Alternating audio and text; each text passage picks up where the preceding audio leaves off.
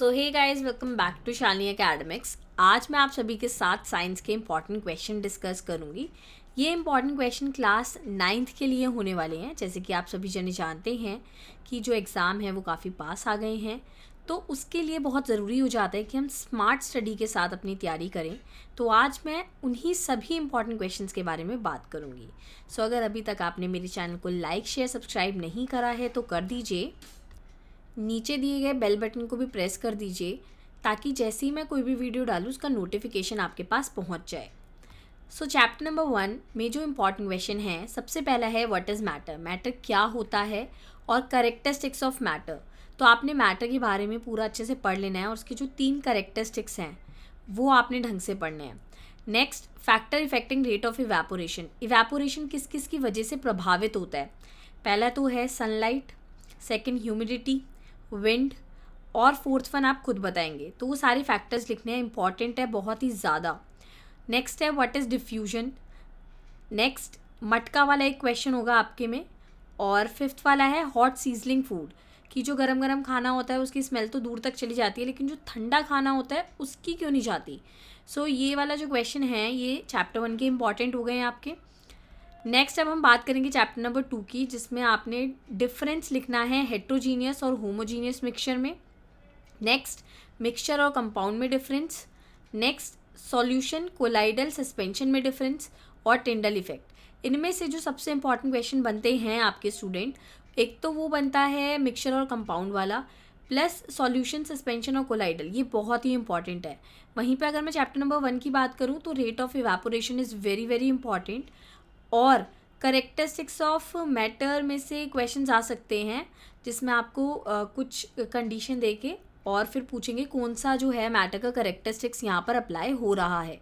अगर आप ऐसे क्वेश्चंस की प्रैक्टिस करना चाहते हैं तो आप सपोर्ट मटेरियल के एंड में जो सैम्पल पेपर दे रखे हैं वहाँ से कर सकते हैं। चैप्टर नंबर 3 की बात करते हैं। एटम्स वाला चैप्टर है ये, जिसमें डेल्टन के पॉस्टुलेट, जो 6 पॉस्टुलेट हैं वो आपने ढंग से याद करने हैं। फिर law of conservation of mass, law of constant proportion, molecular mass, इसका ना न्यूमेरिकल आएगा। Atomicity very very very important question. Next valency. Next ions, ions भी पूछा जाता है तो ये भी काफ़ी अच्छा क्वेश्चन है। तो मेनली आप एक तो पॉस्टुलेट वाला कर लेना, कंजर्वेशन ऑफ मास वाला इंपॉर्टेंट क्वेश्चन है, plus atomicity is very important और आयंस वाला question is very very important. तो सबसे पहले इन क्वेश्चंस में से ये वाले क्वेश्चंस ढंग से कर लेना। नेक्स्ट पे मूव करेंगे चैप्टर नंबर 4, जिसमें हमने पढ़ना है स्ट्रक्चर ऑफ एटम। इसमें सबसे इंपॉर्टेंट रदरफोर्ड का मॉडल और उसकी लिमिटेशन, हर बार पेपर में आता है। Second very important question is isotopes और उसकी एप्लीकेशंस, बहुत ज़रूरी है। कुछ डिफाइंस है जो आपने करनी है, isobar, atomic number, atomic mass, valency. लेकिन सबसे इंपॉर्टेंट क्वेश्चन ऊपर के दोनों ही क्वेश्चन बहुत इंपॉर्टेंट है, इसको ढंग से कर लेना। नेक्स्ट पे मूव करते हैं। नेक्स्ट है आपका चैप्टर नंबर 5, जिसमें हम सेल के बारे में पढ़ेंगे। तो यहाँ पर पहला क्वेश्चन है power house of the cell किसको कहा जाता है। माइटोकॉन्ड्रिया इज द आंसर, और क्यों कहा जाता है वो भी ढंग से देख लेना। तो माइटोकॉन्ड्रिया के बारे में आपने सारा डिटेल में लिखना है। नेक्स्ट क्वेश्चन आ जाता है आपका which organelle is known as kitchen of the cell. Kitchen of the cell किसको कहा जाता है। प्लास्टिड, उसके बारे में भी ढंग से पढ़ लेना। लूकोप्लास्ट, ठीक है, और जितने भी टाइप्स हैं उनके वो ढंग से देख लेना। नेक्स्ट है आपका व्हाट इज माइटोकॉन्ड्रिया। अगेन मैंने बताया power house of the cell, तो ये दोनों क्वेश्चन रिपीट हो गए हैं, एक ही क्वेश्चन कर लेना, ठीक है, इसको कट कर दो। नेक्स्ट है what is endoplasmic reticulum. ER के बारे में पूछा जाएगा और उसके जो 2 टाइप्स हैं वो पूछे जाएंगे, गोल्गी एपरेटस, और ढंग से पढ़ लेना, ये भी इंपॉर्टेंट क्वेश्चन है। Next plant cell, animal cell, eukaryotic और प्रोकैरियोटिक में डिफरेंस। सबसे important question, question number 7, Golgi apparatus. 6th वाला भी आ जाता है, एंडोप्लाज्मिक रेटिकुलम। मतलब मैं तो इसमें सारे ही बोलूँगी कि सारे इंपॉर्टेंट है, ढंग से आप एक बार देख लेना। नेक्स्ट चैप्टर इज 6, जिसका नाम है टिश्यू। पहला क्वेश्चन मेरिस्मेटिक और परमानेंट टिश्यू में अंतर, डेफिनेटली आता है ये।